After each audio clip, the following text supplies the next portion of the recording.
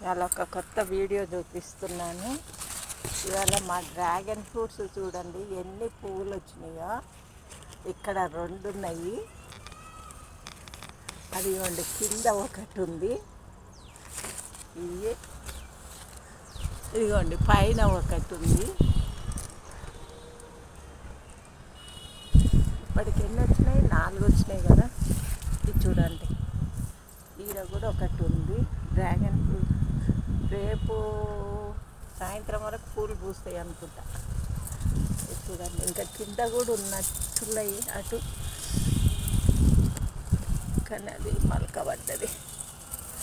ఇవన్నీ తీయాలి, చాలా ప్రాబ్లం అవుతుంది. ఇది ఎన్ని ఉన్నాయో చూడండి ఎంత మంచిగా.